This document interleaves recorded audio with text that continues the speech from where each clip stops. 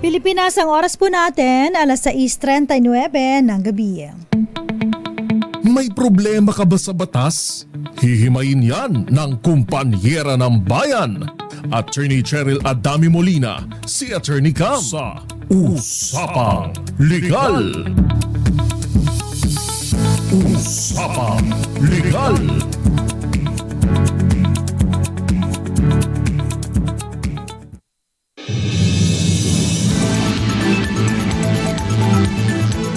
Magandang gabi po, Luzon, Visayas and Mindanao. Kamusta po kayo?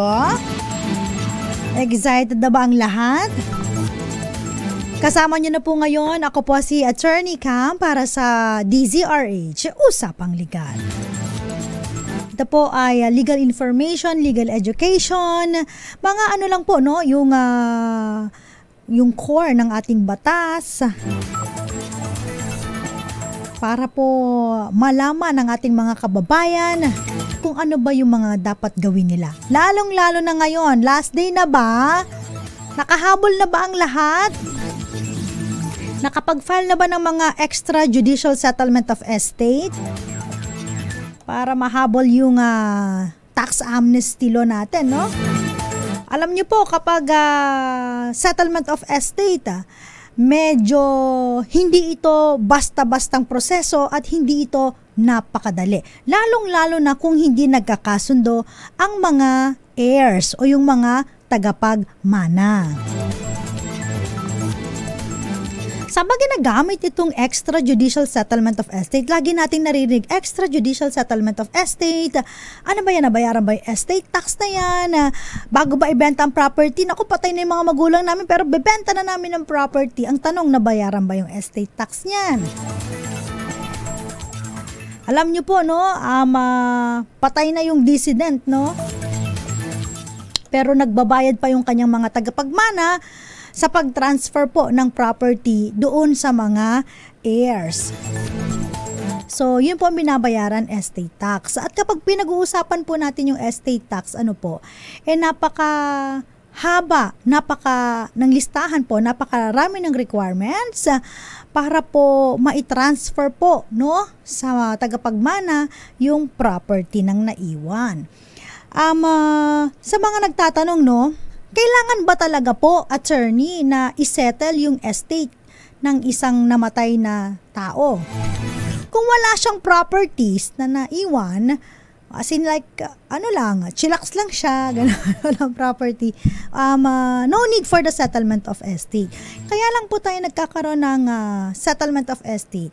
Kapag meron pong mga properties, whether real or personal, real pag sinasabi na ito po ay immovable, katulad ng mga lupa, condominium, hindi mo matutulak, no? Hindi mo mabubuhat. Yung ganun din po yung house and lot, mga ganyan. Pag personal properties, yung natutulak mo, sasakyan, nagagalaw mo siya, no? Kaya mo yan. Kahit ilang kayo magtulak dyan. So, personal properties, jewelries, yan po. Mga pera mo sa bangko. So, ganun po, no? Kung halimbawa po, ang isang namatay ay merong mga ari-arian na nakapangalan sa kanya at gusto pong i-transfer, doon sa kanyang mga tagapagmana, kailangan po magkaroon ng extrajudicial settlement of estate, lalong-lalo na, no, kung wala namang iniwan na will. Hindi na tawag natin na huling habilin, last will and testament. At wala ring iniwan na utang yung ating namatay, no? So, ganun po yun. Mabusising proseso. Kaya kung naghahabol kayo ng tax amnesty law, tapos inasikaso nyo lang kahapon, last week, ay hindi po kayo basta-basta makakahabol. Kasi marami pong requirements yan. Hindi lamang extrajudicial settlement of estate, no? Marami pa pong mga additional documents na kailangan pong ipasa sa BIR bago po masettle yung estate. Yung iba po, no, ito po yung kagandahan dun sa question ng ating mga kababayan, no? So, meron tayong tax amnesty, no? May mga iba po na heirs. Siyempre, hindi nila settle pa ng maayos, pero gusto na nilang ma-compute yung estate tax, mabayaran, tapos saka na yung submission ng requirements. Para nga naman, mahabol yung tax amnesty. Naintindihan naman natin sila. Ang sinasabi nilang problema is that yung mga audit officer natin sa BIR ay hindi tumatanggap, hindi nagko-compute yan ng mga yan kapag kulang-kulang po yung inyong mga requirements. Bakit? Sabi nila, bakit? Di ba ang dahilan kung bakit pinasayan ay para mahabol, mabayaran? Magbabayad naman kami. Alam niyo, napakagandang question yan na ang wisdom ay syempre makakuha ng additional funds for the government, no? At mabigyan ng pagkakataon na magbayad na at maging willing na itong mga hindi nakapag-settle ng estate na mga heirs na namatay pa yung lolo't lolo nila, tatay nila, tas hindi pa nailipat yung pangalan.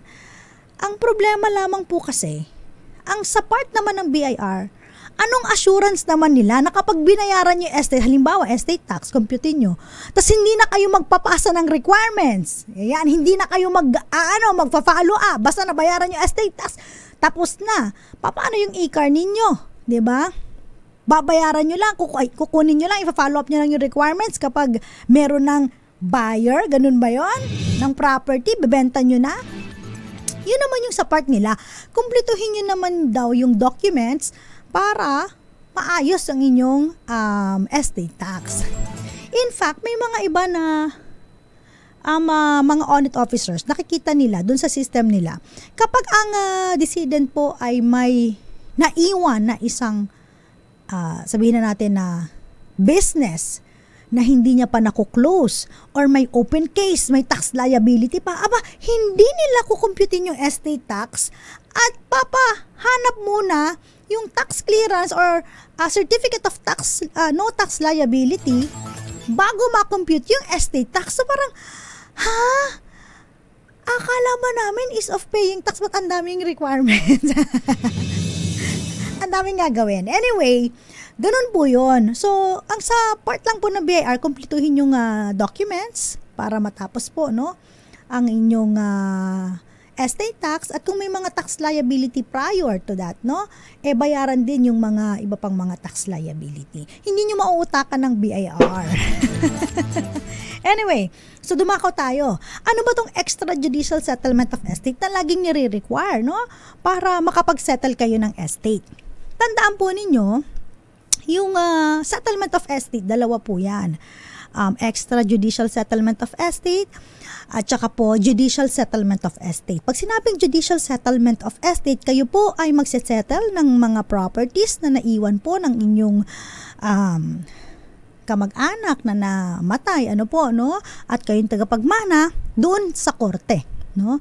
Kapag extrajudicial settlement of estate, kayo na ang magsisettle ng estate ng inyong namatayan at hindi na kayo pupunta pa ng korte. Kailan ba pumupunta ng korte? Tsaka kailan hindi pumupunta? That's a very, very good question.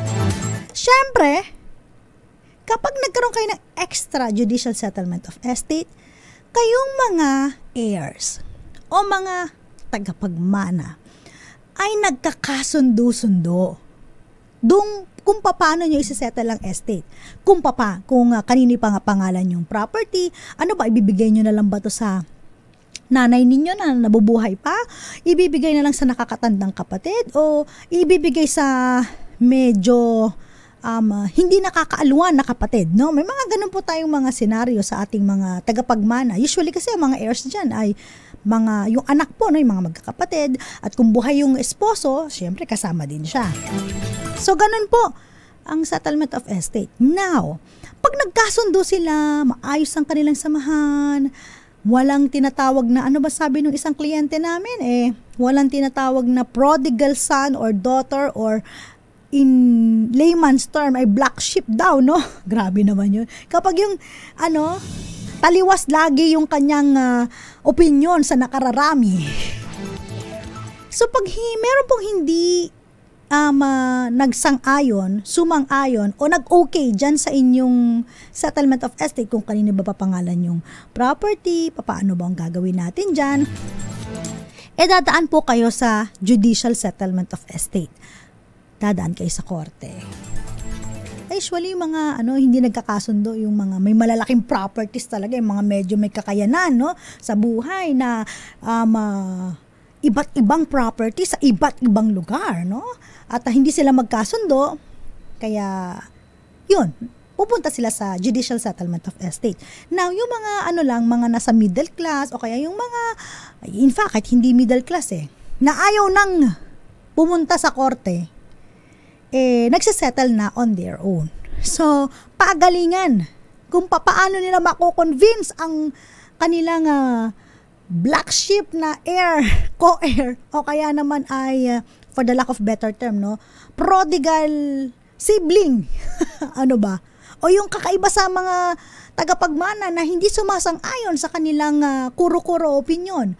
So, kailangan ay may mag-mediate para maging maayos ang settlement of estate. Kasi nga, kaya po ang rason, no, kung ba't hindi nakakapag-settle ng estate ang mga tagapagmana, yung mga magkakaaway.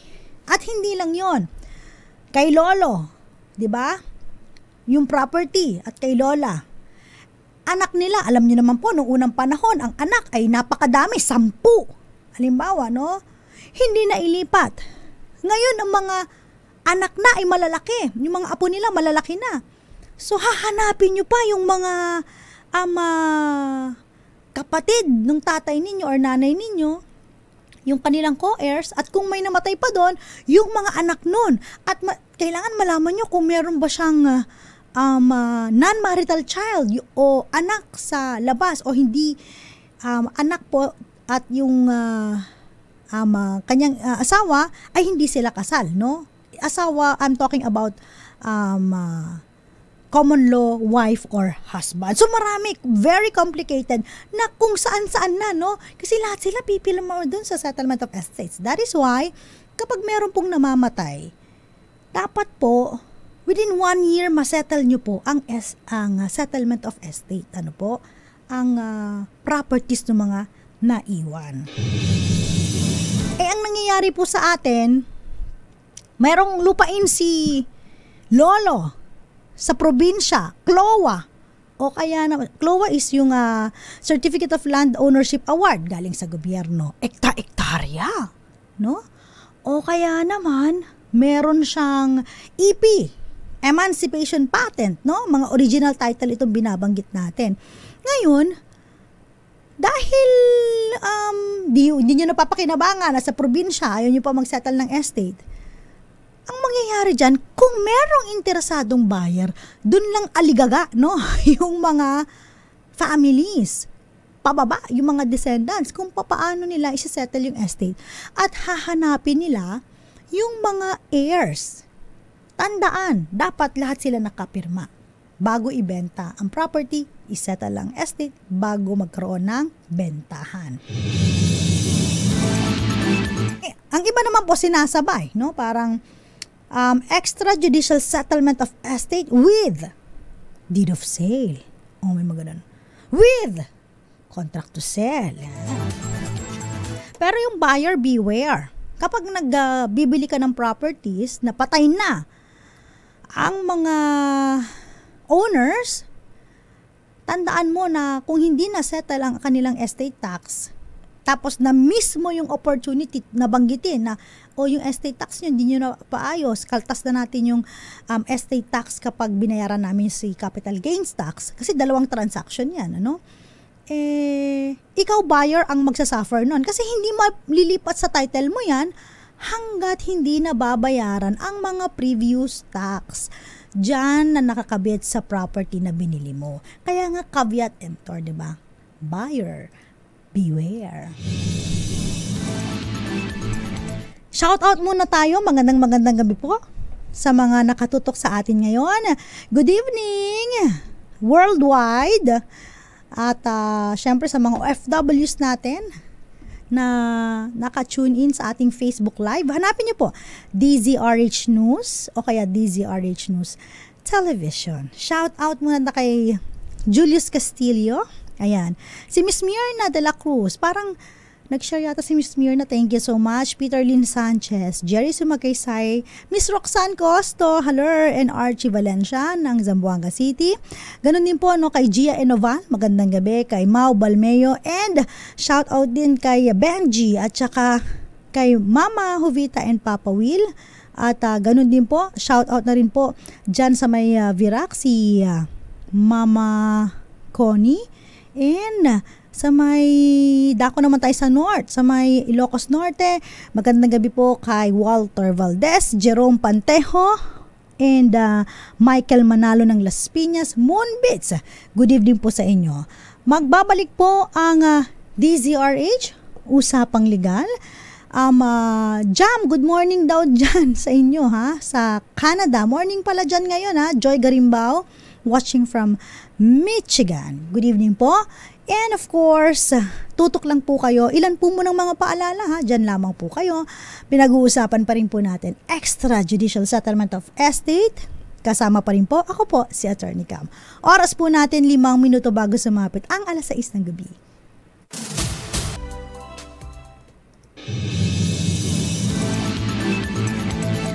DZRH Usapang Legal with yours truly, Attorney Cam. Pero bago natin na umpisahan uli yung ating extrajudicial settlement of estate, eto muna, tangkap muna tayo ng report mula kay RH27 Noche Cacasa. 162 katao nag-donate ng dugo sa bloodletting activity ng National Press Club at Philippine Red Cross. Dito po yan sa Maynila. RH27, ibalita mo RH27. Noche Cacas. Umabot sa 162 individual ang nag-donate ng dugo sa bloodletting activity ng National Press Club at Philippine Red Cross sa NPC Building sa Intramuros sa Manila. Nasa 32 naman, Attorney Cam, ang hindi pumasa sa screening at nakakolekta ng 130 bags sa panayam ng DCRH kay NPC President Boying Abasola. Layon ng aktibidad na makatulong, makaambag sa mga taong nangangailangan ng dugo kasabay sa pagdiriwang ng World Donor Day na may temang dugo alay sa buhay. Paliwanag ni Basola, kinakapos na sa dugo ang PRC kaya hinihikayat niya ang ilang individual na mag-donate rin ng dugo. Pakinggan natin si NPC President Boying Abasola. Yung doon nakolekta natin sa pamamagitan ng NPC at Red Cross, ay yan po naman ay ibinibigay naman po sa mga may sakit. Kasi po, nabatid ko po kanina sa kinatawan ng Red Cross, talaga po palang may kakulangan ng dugo ngayong buwan. Ngayong June po ay kulang yung dugo nila. Tapos yun pong January, kaya po tinatagdag natin January and June. So ang nakakapagtaka nga daw kasi pag hindi raw ito normal kasi last year, yung June marami pa silang stock. Pero ngayon daw pong June, talagang medyo kinakapos sila. So, tayo po mga kababayan, kung kayo po ay may nakita sa ibang mga mall, sa ibang mga usali pang pamahalaan. Nagpapasalamat naman si Abasola sa mga nag-donate, lalo na ang Philippine Army, Coast Guard at iba pa. Lalo na rin itong mga kasama natin sa media sa suporta sa NPC PRC bloodletting activity. RH27, Noche Cacas, DCRH, una sa Pilipinas, una sa Pilipino. Maraming salamat, RH27, Noche Cacas.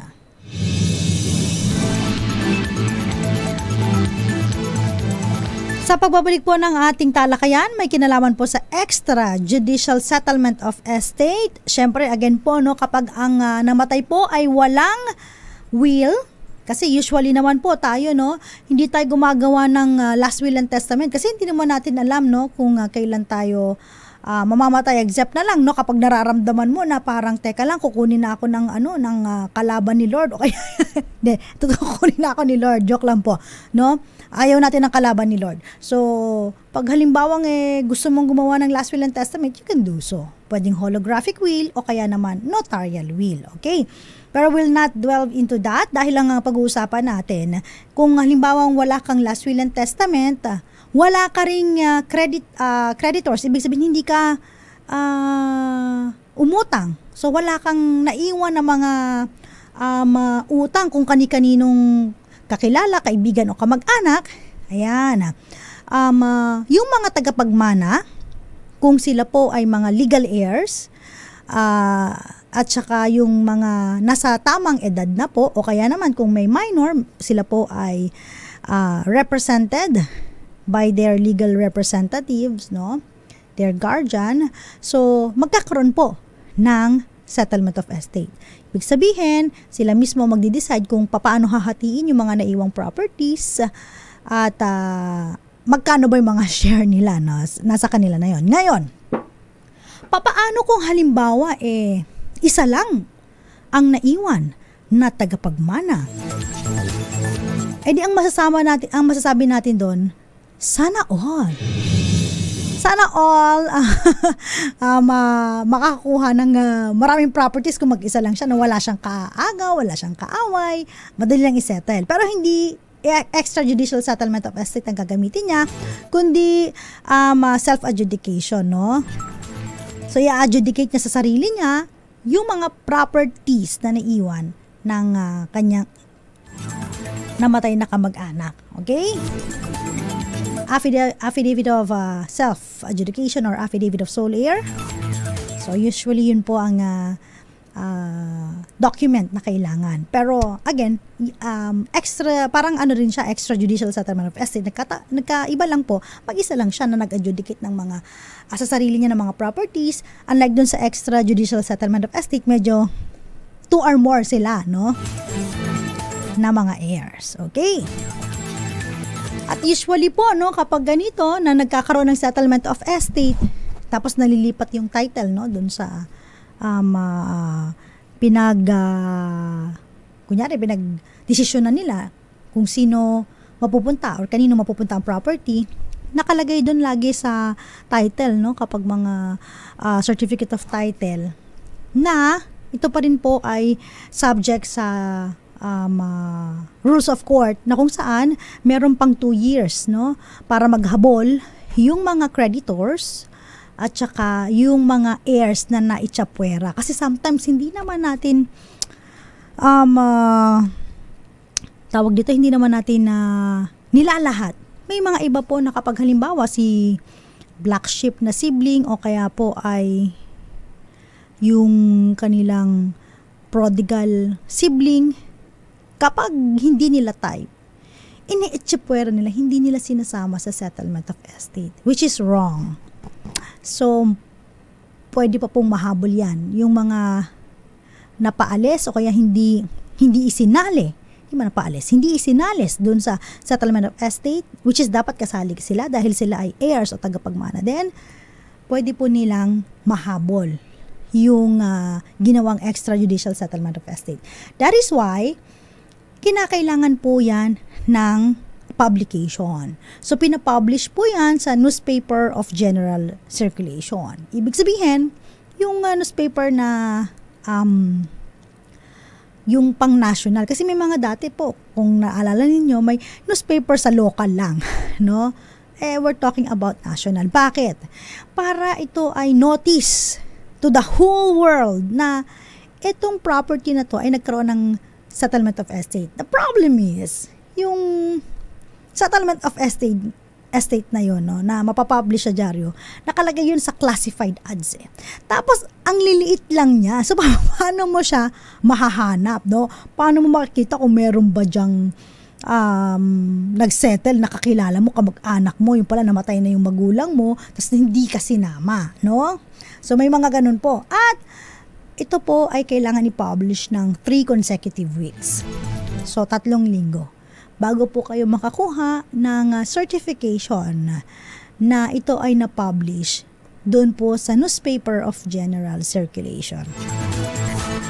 Okay, ano ba yung mga kailangan? Ito yung sinasabi ko kanina na pag kayo po pumunta ng BIR, magpapasettle kayo ng estate tax, no? Titignan kung how much, papakompute kayo. Hindi lang basta extrajudicial settlement of estate ang inyong kailangang bitbit.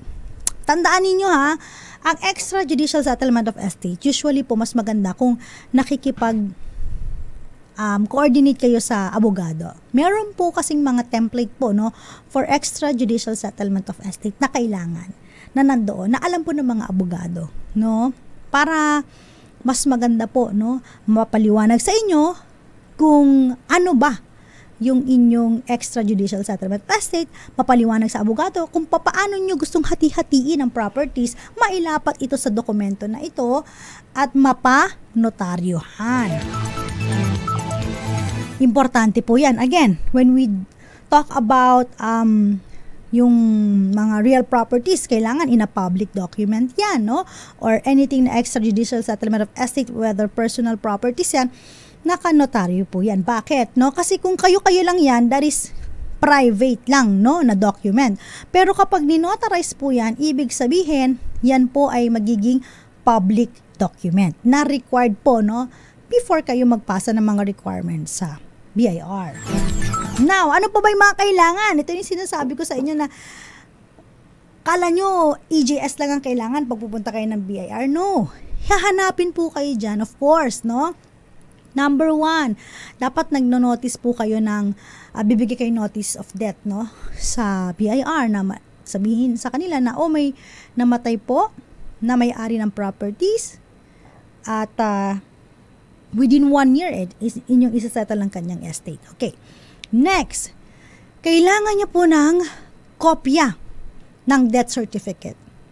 So, sa PSA, makakakuha kayo niyan, especially po kung kayo po ay heirs, kamag-anak, no? Immediate family, makakakuha po kayo ng death certificate niya. Next, so kailangan din po ng certified true copy ng title. Ito po yung parang color blue sa gilid, tapos yung title ninyo, nandoon para naka-Xerox. Why? Para makita kung itong properties na to ay naka-mortgage nga ba? Or merong pending in court? O kaya naman itong property na to ay merong adverse claim at kung ano-ano pa. So, makikita po yun. Kasi sa title ninyo, baka wala po dyan, malinis, pero sa certified true copy po kasi, nandun po, no? Yung kopya sa Registry of Deeds at kapag may mga magpapa-annotate, doon sila nagpapa-annotate. Ano pa? Siyempre, kailangan din po ng certified true copy ng latest tax declaration ng real properties. Ito pa ang isang mga problema ng ating mga kababayan. So, kukuha sila ng certified true copy ng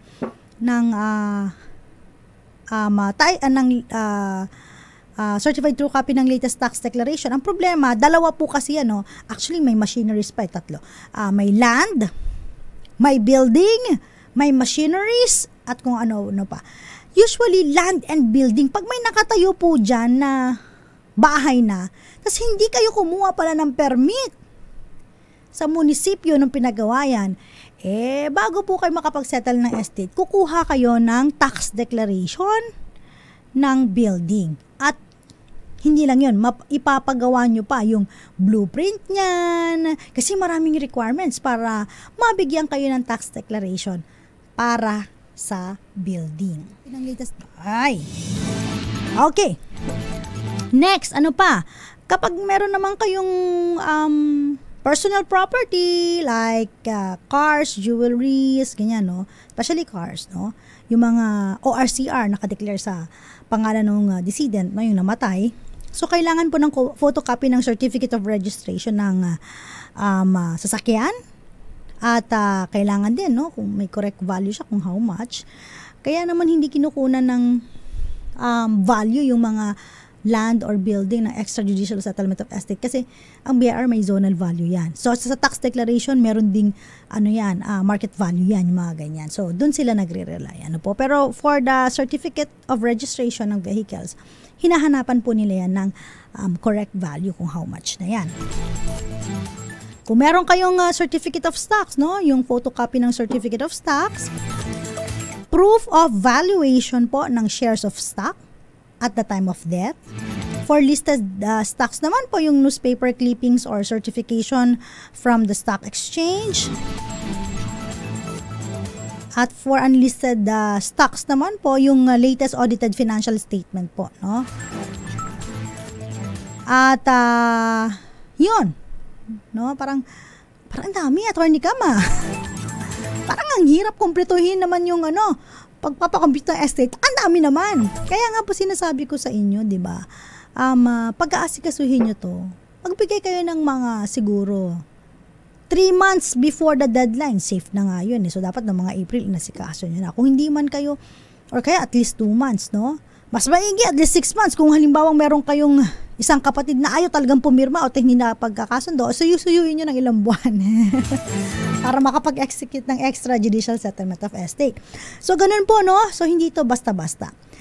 At kanina, nakita ko, sabi ko, ay, sana ma-extend po ang tax amnesty, sana. Kaso busy pa po sila. Ano ba yan? Anyway, mayroon ako nakita na na-extend siya, pero hanggang Monday, June 16, if I'm not mistaken. Kasi nga naman, nung Thursday, sayang isang araw dahil nag-holiday. So, binigyan tayo ng isang araw extension hanggang Monday. Sana ma-extend! Extend yun na sa Congress. Busy po kayo. Marami pong mga kababayan natin hindi pa po nakapag-settle ng kanilang estate. Para naman po mabigyan pa sila ng another chance. Third chance. Kasi kung may extend dyan, pangalawang extension na. So may tax amnesty, tapos yung expanded na or extended na yung tax amnesty law. And of course, kung may extend pa uli, pang third chance na. Ganun naman talaga tayo Minsan kailangan ng third chance. Pero sana naman ay sikasuhin nyo na, ha? O, hanggang Monday daw. Kumpletuhin nyo yung requirements. Aray. Pabalik tayo, ilang po muna mga paalala dyan lamang po kayo. Oras po natin, alas 7:15 ng gabi. This time check is brought to you by ACS Ako po si Attorney Cam. Pinag-uusapan pa rin po natin extrajudicial settlement of estate. Nako, meron pa bang extension ito sa mga Congress na nakikinig sa atin, sa ating Congress? Congressman. Tsaka sa ating mga senators.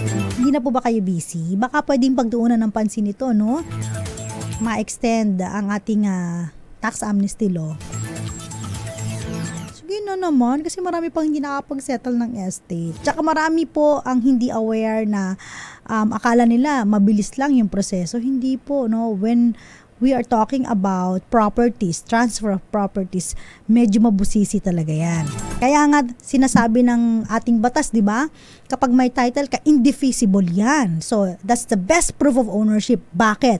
Dumaan yan sa mabusising pagsisiyasat ng ating mga audit officer para ma-release ang certificate authorizing registration.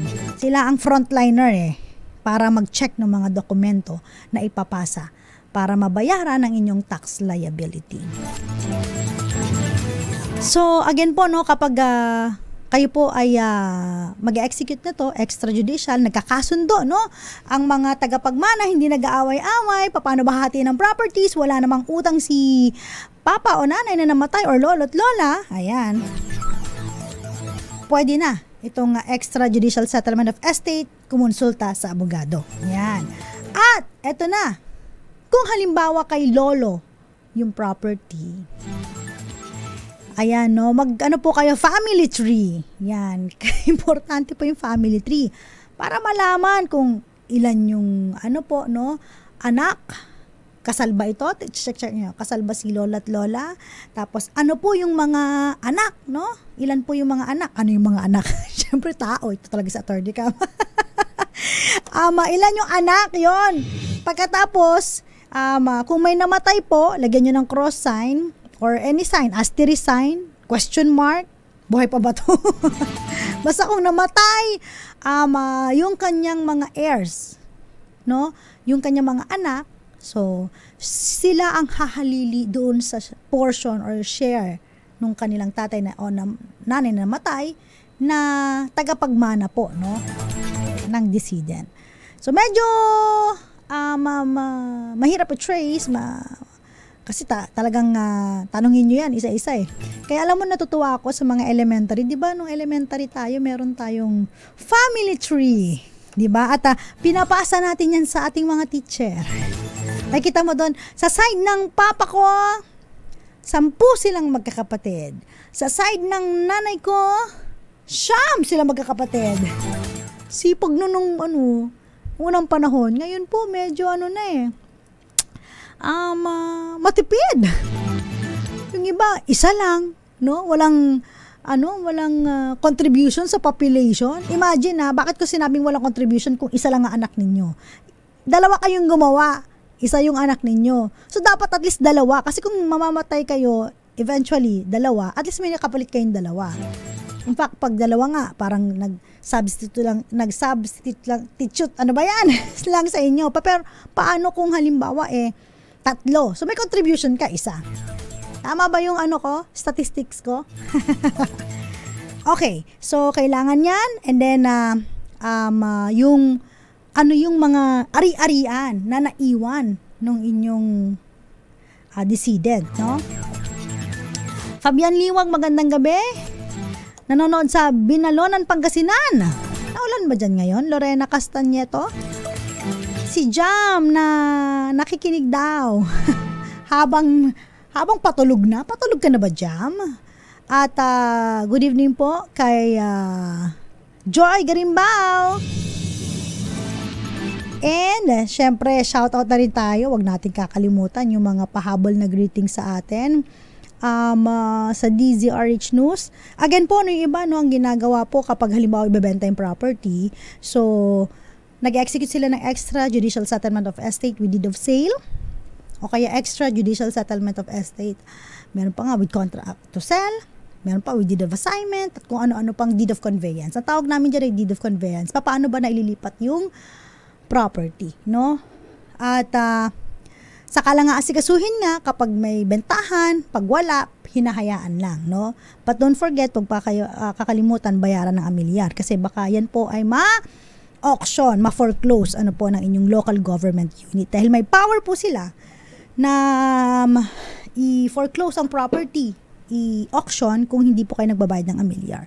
Gandang gabi po kay Annabel Bernalte Fuentes, dyan po sa may San Jose Occidental, Mindoro, at kay Anthony Abrenica.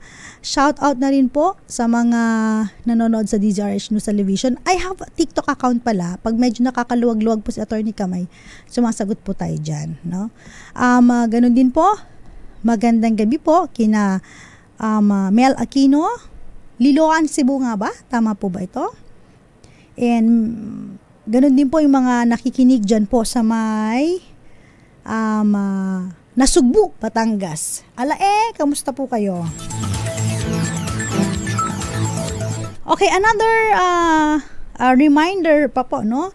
Sa ating mga kababayan na naghahabol pa ng extrajudicial settlement of estate, no? Kapag ang property po ay galing sa baka makalimutan ko. Pag-ibig, no? Home Mutual Development Fund. The good thing is, sila? Tawag dito?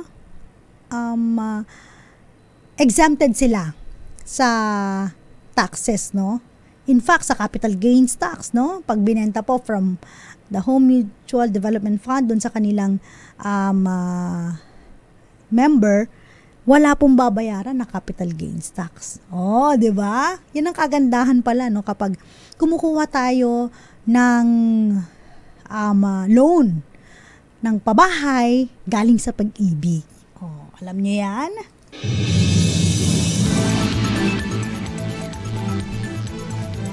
Paano naman, attorney, kung halimbawa nasa malayong lugar at hindi makapirma sa extrajudicial settlement of estate? Ano pong mangyayari? Okay, kapag halimbawa agree naman siya dun sa napag-usapan ninyo kung paano hahatiin ang properties na naiwan sa inyo, pwede naman siyang mag-execute ng special power of attorney.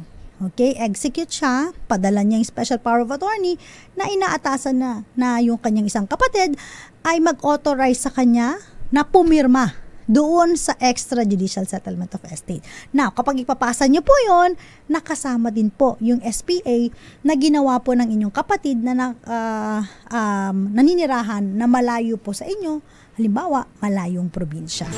So, may mga paraan naman po. Ayan, basta may gusto, may paraan. Kung ayaw, talaga, maraming dahilan. O, kaya kailangan ang mga magkakapatid ang mga heirs ay nagkakasundo-sundo. Ang problema kasi kapag, halimbawa, matagal na hindi nasettle ang estate, tapos yung mga magkakapatid nag-asa-asawa na, marami kasing marisol dyan. Yung mga asa-asawa na hindi naman kadugo talaga, di ba? Nakikisaw-saw. Pag nasabihan yung kanyang asawa o kaya yung Mr. o Mrs., kung pipirma dyan kasi ganyan, ayon sa kilala ko, ganyan. That's it, no? Hindi na nagkakasundo-sundo. So, ang mangyayari dyan, you go to judicial settlement of estate. Okay? Pag nabayaran na po ang estate tax, so i-issuehan na po kayo ng certificate authorizing registration from the BIR. So, pupunta naman kayo sa Land Registration Authority para ipangalan na kung kanino man mapapangalan yung property ng namatay. Okay. Maraming salamat sa mga tumutok sa atin. Thank you so much. Again, Mondays, Wednesdays, and Fridays. Ako po ang nakakasama ninyo. Ako po si Attorney Cam. Tuesday and Thursday naman po, nakakasama naman po Attorney Rina Seco. At syempre mamaya abangan po ninyo ang DZRH usapang pangkalusugan naman. After usapang legal, usapang pangkalusugan. Kaya dito po sa DZRH, marami po kayong matututunan. Promise! Muli po nakasama po ninyo, ako po si Attorney Cam para sa DZRH, una sa Pilipinas, una sa Pilipino. Kasama ko po ang aking technician, si Jericho Barreto. Ano mo si mga Barreto, charot. At saka si Josa Cruzata. Thank you so much. Oras po natin, 7:29 ng gabi.